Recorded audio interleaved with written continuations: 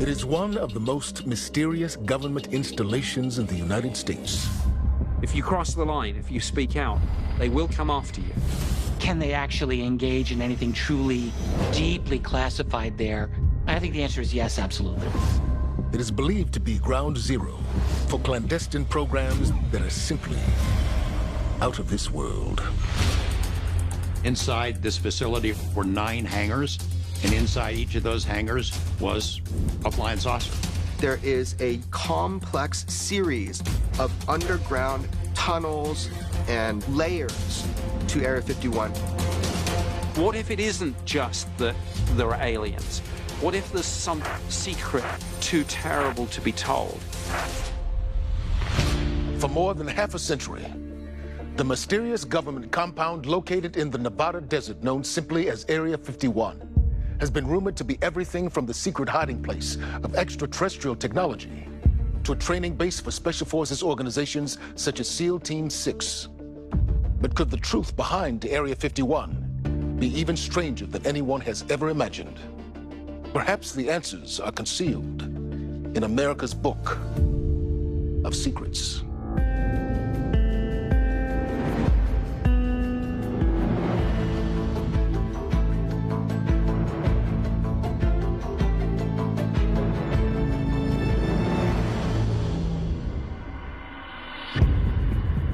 June 20th, 2019. Professed physicist and alleged UFO whistleblower Bob Lazar appears on the Joe Rogan Experience, a podcast with more than 100 million listeners. Although many in the government refute his claims, Lazar's interview sparks not only controversy, but a renewed interest in his long-standing assertions about the world's most mysterious military facility, Area 51.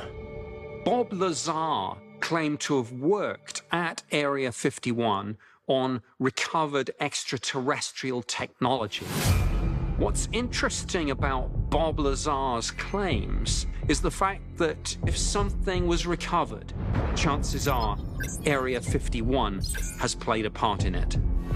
It's thought to be where the United States develops and tests a lot of its cutting-edge technologies.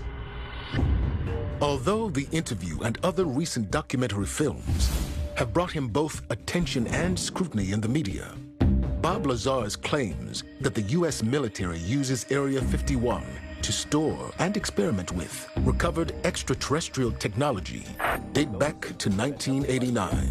Who among us has not heard about an alleged UFO cover-up? So in 1989, we do this story about Bob Lazar. Lazar said he worked at a place called S4, which is south of Groom Lake, adjacent to the Papoose Dry Lake bed, and that a base named Area 51 was out there.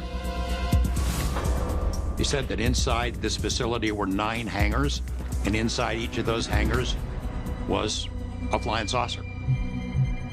Some of the things that he's reported in these alien craft are the fact that it's capable of invisibility, but also interstellar travel. And to do that, it effectively manipulates gravity, bending space-time itself. The moment Bob Lazar's story went public, it just weaponized people's curiosity. It forced people to look at the concept that if we're not alone, if we're being visited, do we have spacecraft from other advanced civilizations? And what are we trying to do with them? Before Bob Lazar, there was only a handful of people that had ever heard of Area 51. Afterward, it's a global sensation. Bob Lazar's statements may have caused a global sensation, but skeptics argued that he was simply perpetrating a hoax in the hopes of gaining media attention. The reaction from the scientific community was mostly harsh criticism. This can't be true. The reaction from the military was nothing. They most certainly would not admit that they had alien technology that they were taking apart to figure out how it works. When Bob Lazar first made his claims in 1989, he was seen as something of a conspiracy theorist. The whole UFO subject was regarded as somewhat fringe. We are now in a completely changed landscape. There have been revelations about US Navy jets chasing UFOs, and we have forward-looking infrared films of some of those interactions. On December 16th, 2017, the New York Times published an article revealing the existence of a top-secret military project known as ATIP, the Advanced Aerospace Threat Identification Program. The purpose of ATIP was to identify and investigate UFOs. My God. After the New York Times article was published, They're all going against the wind. previously classified videos studied by the ATIP program were released to the public. Many researchers believe that these videos show encounters between Navy airplanes and extraterrestrial spacecraft. In the videos released from the Navy, this vehicle, it looks like it's smooth in structure and kind of the shape of a very large Tic Tac. And it accelerated quicker and it maneuvered more rapidly than anything known to man. These appear to be anti-gravity devices. They appear to be able to bend space and time in exactly the way that Bob Lazar described 30-some years ago. Now people are taking a fresh look at what Bob Lazar said. Is it possible that what the ATIP video revealed was an actual close encounter with an otherworldly craft? And could it be corroborating evidence for the claims that Bob Lazar made about what he witnessed inside Area 51 more than 30 years ago? If we were to recover an alien spacecraft, that means they have the technology that enabled them to travel from a distant star to here. And the first thing you would want to do is gather all that stuff up and put it in a safe place. Extraterrestrial technology isn't just a question of, say, taking our aircraft and building a faster one. It's a quantum leap. It's a new paradigm. It's the ultimate game changer. Whoever gets alien technology first wins. Game over. Although the military may have good reasons for keeping what's inside Area 51 classified, in recent years, the public has been clamoring for answers. In July of 2019, less than a month after Bob Lazar was interviewed on Joe Rogan's podcast, college student Maddie Roberts created a post on Facebook called Storm Area 51. They can't stop all of us. It went viral. Maddie Roberts, living in Southern California, says, we should storm Area 51. They can't stop all of us. We'll open up the hangars, we'll go see the flying saucers for ourselves. It was a sort of groundswell of popular feeling that we weren't being told the truth about UFOs, and almost sort of anti-government sentiment. Who are these people to keep these world-changing truths from us, the people? Within hours of its posting, the planned event received thousands of RSVPs. Within days, it had millions. The whole Let's Storm Area 51 idea showed that people still care about this issue and feel that after decades of secrecy, the time has come to put this under the spotlight. Alarmed, U.S. military leaders immediately released a public statement that anyone attempting to breach the perimeter of Area 51 would face swift and overwhelming consequences. Ultimately, a few thousand people gathered at the gates of the base, but they did not try to force their way inside. If it had not been for the large law enforcement presence and for the reputation of Area 51 to really not mess around, it could have possibly been very different. The Storm Area 51 event suggests that curiosity about the secretive base has never been higher. But internet publicity stunts aside, what kind of security measures are in place to guard against actual attempts to breach the gates? The answers are deadly serious.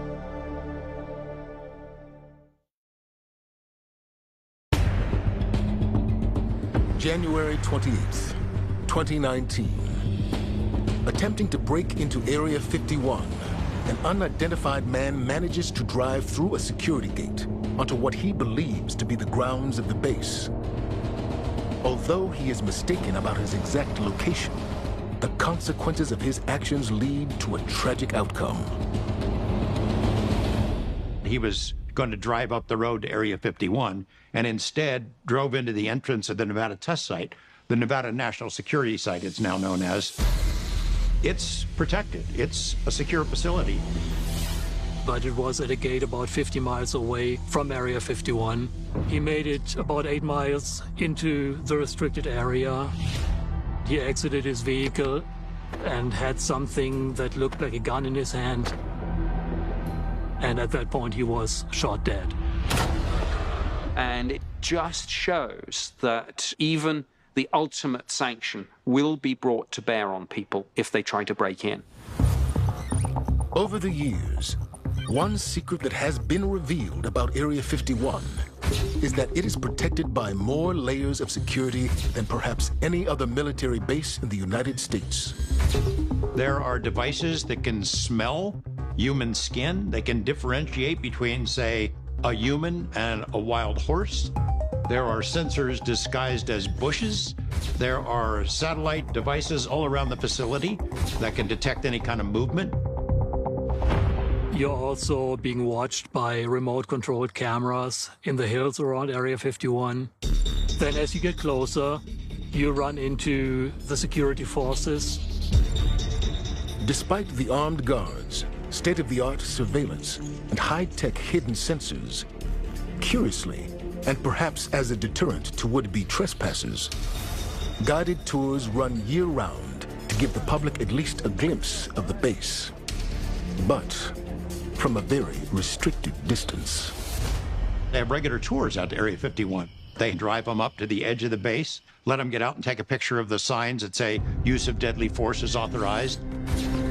While the cautionary signs posted along the perimeter of Area 51 remain tourist attractions, the military has repeatedly stated that the warnings are serious, and the government has utilized eminent domain to seize additional acres of land in the surrounding area in order to keep inquiring eyes even further away. The first land seizure was in the mid-1980s, 84, 85. They seized 89,000 acres of land as a buffer zone. And then they realized that they left a couple of islands where people could still climb up and peek down onto the base and use binoculars. And the government did not want the public to be able to see what goes on out there, so they took that land away. Today, the closest vantage point of Area 51 is more than 20 miles away from the base. And the government isn't only concerned with keeping outsiders from getting in. There are also numerous systems in place to prevent secrets from getting out. Area 51 is one of the most remote and secretive locations on the face of the planet. You try to keep your employees who work there from divulging anything. You have vetting of people. So before somebody is even employed, they go through rigorous security checks to make sure that they are not the sort of person who will become a whistleblower. If you cross the line, if you speak out, they will come after you. Most of the workers at Area 51 fly in on the so-called Janet flights, private flights from Las Vegas that brings workers to Area 51 every day. The people flying to Area 51 have to leave their cell phones and any personal electronics equipment at the Janet terminal.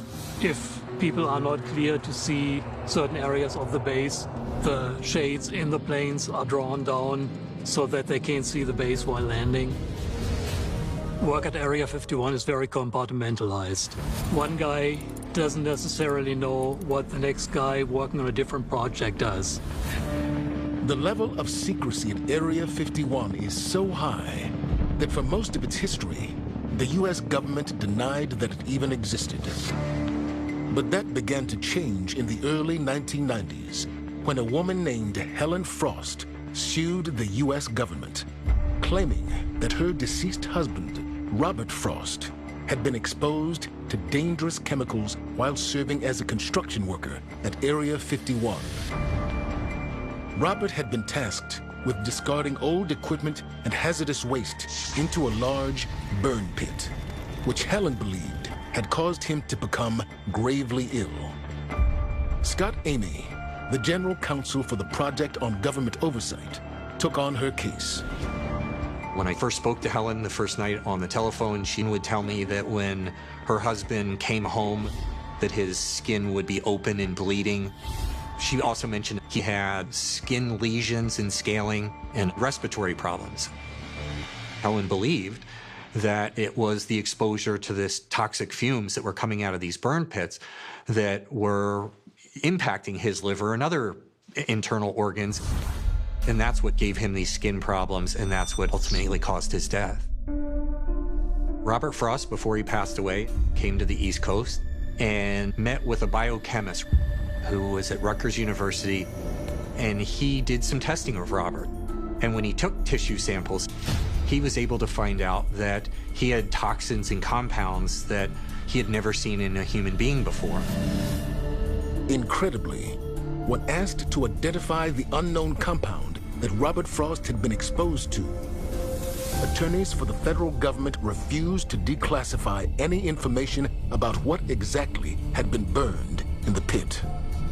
Their thought was that anything that was hazardous waste that had to be disclosed, to be listed at the facility, would allow our adversaries to figure out what was being tested out there or the aircraft that was being tested there. So denying that they existed was just a way for them to try to prevent anything about Area 51 from becoming public. Helen Frost appealed her case all the way to the U.S. Supreme Court, but it was ultimately dismissed. However, the lawsuit called attention both to the existence of Area 51 and the clandestine activities taking place there. The irony of the situation is, in the name of secrecy and concealing anything about this base, the government is, in essence, helped expose the base and make it kind of a cult facility. Although the federal government has finally admitted to the existence of Area 51, the facility's purpose remains shrouded in mystery. So what kind of programs could be so vital to the United States' strategic interests that they must remain secret? Perhaps clues to the nature of these projects can be found by examining aerial photos of Area 51 that reveal the base is constantly changing in very mysterious ways. November 14th, 2020. Rachel, Nevada. Area 51 researcher Jorg Arnew boards a small private plane with his friend and pilot, Gabe Zeifman. During their flight, the plane comes within 12 miles of the base, closer than any civilian aircraft has flown before. Obviously, I was a little nervous about it. We were looking for new developments at Area 51, for new buildings, new hangars that might be indicative of new projects. And sure enough, we did find a couple of new developments, new buildings at Area 51. After the flight, the men posted high-resolution photographs of Area 51 online. The images prompted close scrutiny and excited speculation among other Area 51 researchers. The photos revealed that there are more aircraft hangars at the base than previously thought. A new hangar is being built at Area 51 approximately every 2 years. Looking at satellite images, we can actually learn quite a bit. If we look at a hangar, we can look at its size, at its location in the base. Even things like, is there one center taxi line going into the hangar, or are there several taxi lines? That all tells us something about that project. And of course, the location of the hangar is significant. The most secret projects are always on the outskirts of Area 51. So it seems that there have been some changes at Area 51. The mission is changing, evolving, and above all, it proves that things are still active. Although the very existence of Area 51 was kept in the shadows for as long as the federal government could manage it, in recent years, declassified documents have revealed the original purpose of the base, giving many researchers more certainty that secret development of aerospace technology continues there today. In 1955, the CIA, the Air Force, and pilots from Lockheed who were building the U-2 spy plane needed a place to test it. It was being built in Burbank, but you cannot test a secret government plane over a populated area because people will see it, and if it crashes, it might kill people. So they were looking for a remote testing area out in the desert, and they found this runway near Groom Lake. It was an old World War II aerial gunnery site. So the CIA had the Atomic Energy Commission add this site to its real estate holdings so the U-2 program could move out there for testing. And its map designation was Area 51. The U-2 spy plane was just the first of many advanced aircraft that were developed at Area 51 in complete secrecy. The SR-71 Blackbird and the stealth fighter, the F-117A. All of these were tested out of Area 51.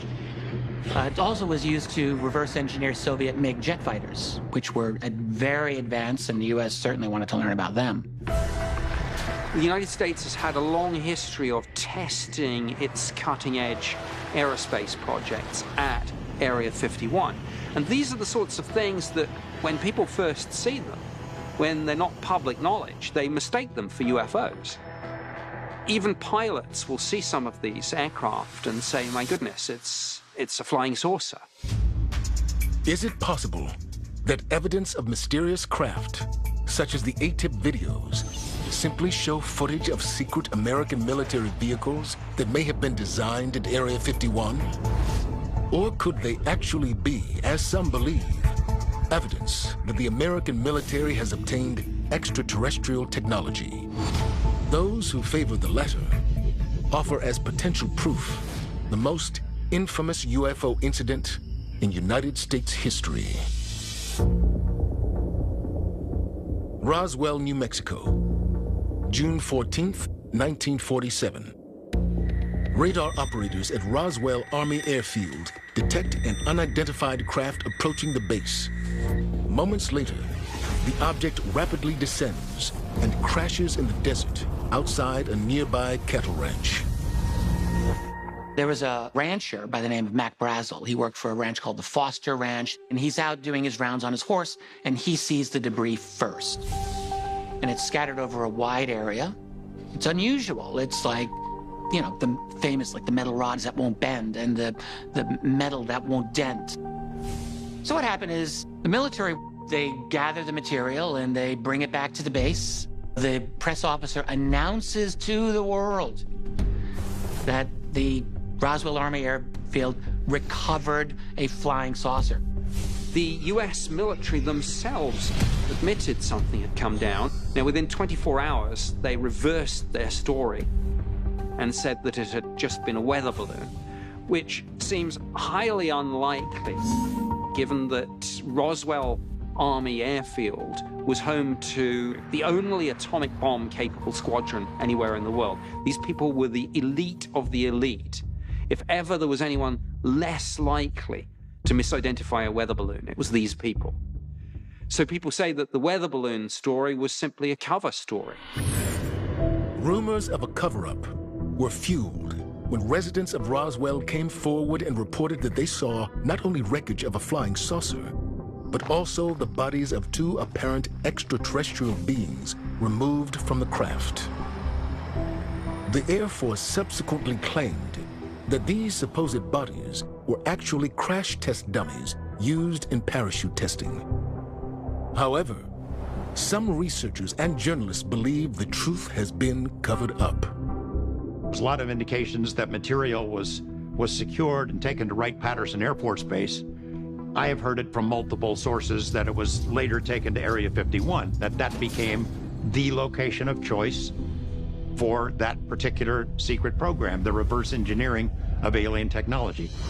If the US military really did recover an extraterrestrial spacecraft, and more importantly, small humanoid extraterrestrial biological entities, you need to go somewhere where no one can get close, and that's Area 51. Were the figures or bodies reportedly seen in connection with the so-called Roswell craft simply mannequins? Or were they, as some believe, possibly deceased extraterrestrial beings? What happened next would give rise to one of the strangest reports ever linked to Area 51.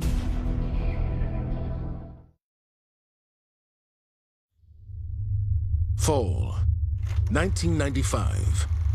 A shocking film titled Alien Autopsy surfaces, showing what some believe to be an authentic dissection of an extraterrestrial being. Shot in black and white, the film purportedly depicts a medical examination of one of the deceased creatures that the military allegedly recovered from the Roswell crash in 1947.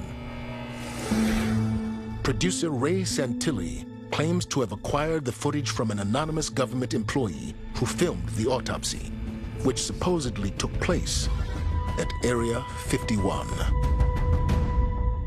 This was immediately like a firestorm among UFO researchers.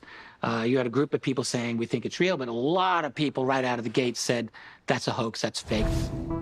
Because there was so much pressure on Santilli and so much skepticism, he made an admission. And this really like sealed the deal for him. He essentially said, well, I did get a film, but it was so degraded, it was unusable, a lot of it was just destroyed practically. But what we saw, we then tried to reconstruct accurately. And then everyone said like, oh, okay, great. But there are some UFO researchers who suggested that even though the film was an admitted fabrication, that doesn't necessarily mean the claims and theories about Area 51 aren't based in fact. Some even contend that Ray Santilli may have created the film at the behest of the US government as part of an elaborate scheme to breed skepticism among the public. I wonder if there isn't something a little bit more sinister going on here. Because to me, and I've worked in government myself, it bears all the hallmarks of a classic disinformation operation. In other words, it's so crazy sounding that I think any serious people will say, oh, that's just bizarre. It's totally unbelievable. I thought it looked ridiculous to begin with. I thought it was a hoax. I reported it as such. I think it's been pretty widely debunked. Misinformation and disinformation are tools that the government uses. Did the US government conspire to release the alien autopsy film as part of a campaign of disinformation? Some UFO researchers believe that the answer is yes. And they claim that this fake film of an alien autopsy at Area 51 was used to cover up the existence of a legitimate one. Long before Santilli's film came out, there were, in my view, credible accounts circulating throughout the military, leaking to researchers of genuine alien autopsy video and film. One fascinating addendum to the whole Ray Santilli alien autopsy story was a series of emails in 2001 that leaked out in 2019.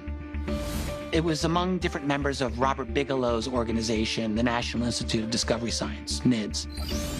NIDS was a paranormal research organization that included credentialed scientists and retired military officers, founded by billionaire aerospace entrepreneur Robert Bigelow. One of its goals was to analyze strange phenomena that may be related to extraterrestrial life. According to leaked emails of members of the NIDS team, a key piece of evidence that the organization investigated was the alien autopsy film.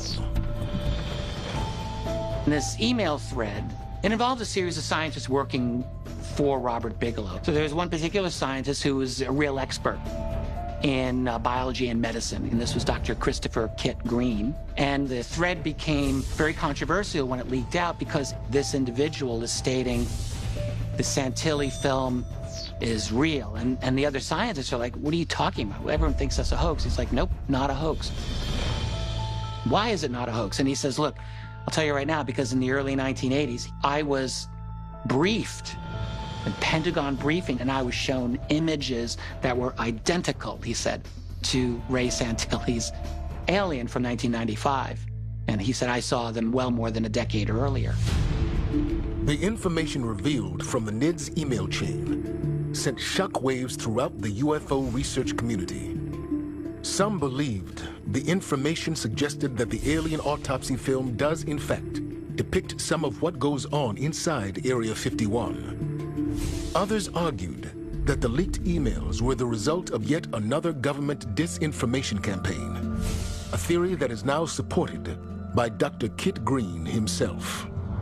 I've actually interviewed him, and he later actually stated he no longer believed that the film was real, and his opinion is that he was subject to disinformation, and he also believed that his own briefing was a hoax. There's something going on that's not right. We have to recognize that there has been intelligence community attempts at disinformation within the field of UFO research. They put out disinformation.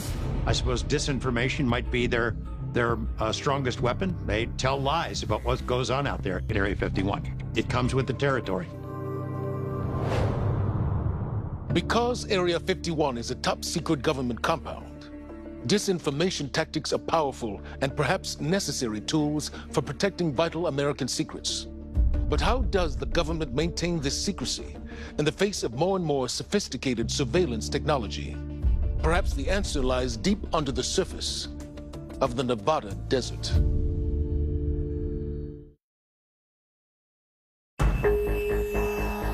February 21st, 2020.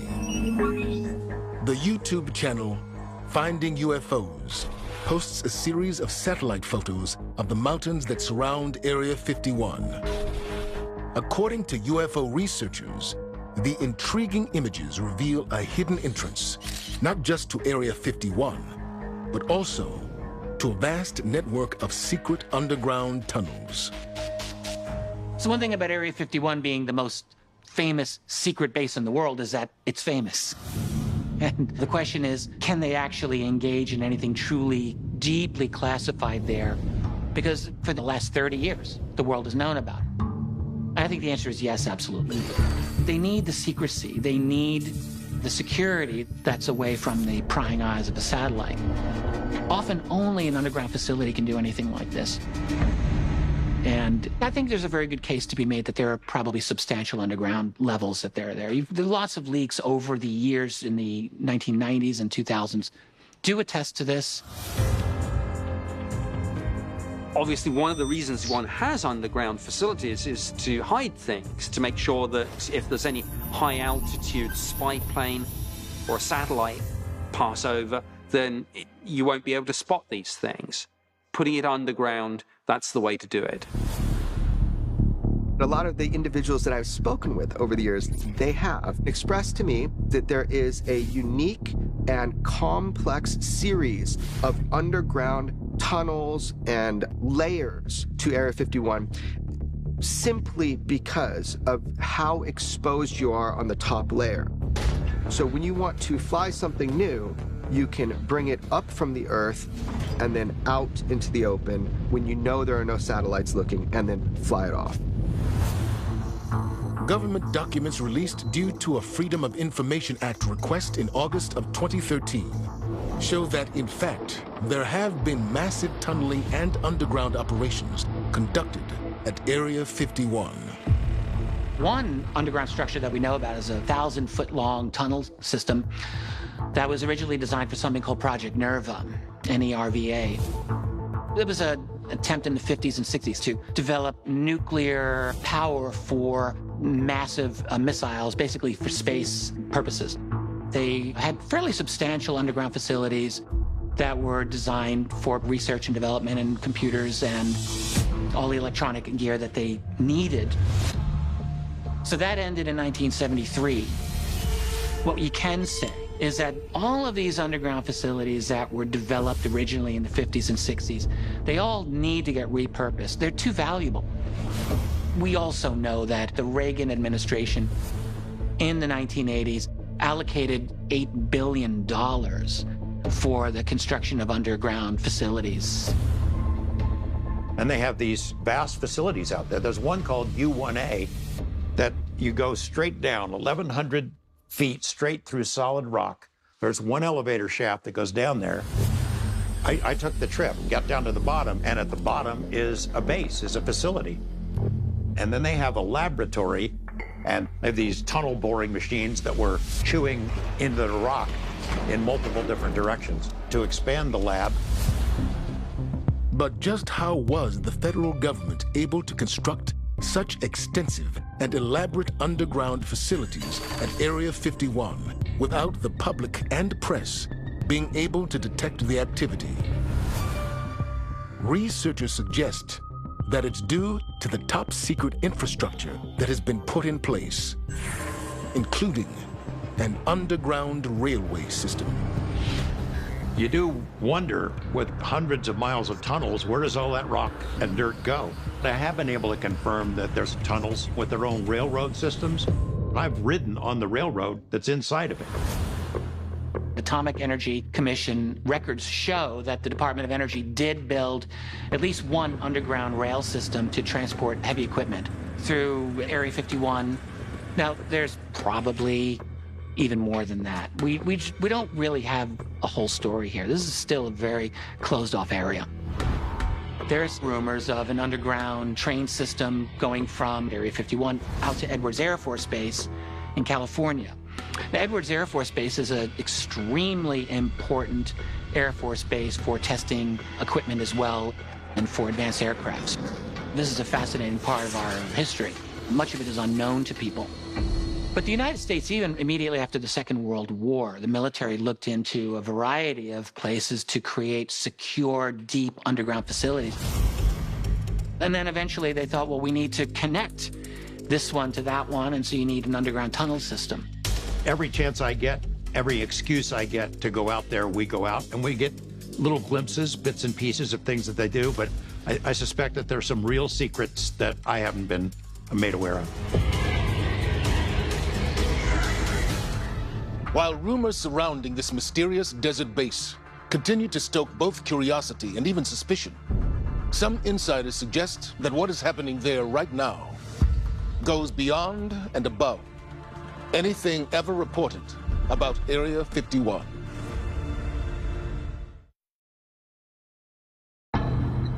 November 23rd, 2017. In a speech before members of the U.S. Coast Guard, President Donald J. Trump reports that the F-35 Lightning II fighter jet, currently being developed by the Air Force, happens to be invisible. The enemy cannot see it. Even if it's right next to it, they can't see it. And not just invisible in the sense that it won't show up on radar screens, but actually invisible to the naked eye. Physicists have calculated what it would take to make a completely invisible bomber to ordinary light. It would require something called a metamaterial, something that has the ability to manipulate individual atoms. If you can make a substance out of metamaterials, then light will wrap around the object, reform at the other end, so if you were to look at the object, it would disappear. Think of a boulder in a stream of water. If you are downstream of the boulder and you look upstream, you cannot see the boulder because water has wrapped around the boulder and reformed at the other end. Could our military actually be developing an invisible craft? And if so, just where did the technology come from? Some UFO researchers suggest that the F-35 may actually be utilizing metamaterials that were created at Area 51 by reverse engineering extraterrestrial spacecraft much like Bob Lazar claimed was happening more than 3 decades ago. Of course, there are many extraordinary things going on at Area 51. Many terrestrial, extraordinary, defense contracted things. Yes. What we all want to know is, does our government have hardware from another advanced civilization, an extraterrestrial civilization? And have we been trying to exploit that technology through the process of reverse engineering? That's the question. That's what people want to know. Things have moved on a little bit since 1989 when Bob Lazar first spoke out. It sounded like science fiction. Reverse engineered alien spacecraft, UFOs that were invisible and that were capable of producing gravitational waves that enabled them to travel between the stars. But something like the F-35 fighter, you can say, okay, if there's really alien technology there, this is something that people have a right to know about. It's every bit as vital to our national defense as it ever was. And even though the world knows about it now, they have ways to keep things secret from us or to cloud the issue. I always compare Area 51 to a magic mirror. People look into it and they really see a reflection of their own expectations. And that's the beauty. Nobody on the outside can really prove or disprove it. What if it isn't just that there are aliens? What if there's something about that, some secret too terrible to be told? And maybe that's the reason for the secrecy. How should we view this mysterious place known as Area 51? With suspicion? With fear? Or should we assume that whatever is happening there is being done for the greater good, and that the shroud of secrecy that surrounds it is necessary to ensure our safety? There is no doubt that investigators will continue trying to expose the full story. But for now, the truth lies somewhere inside the pages of America's book of secrets.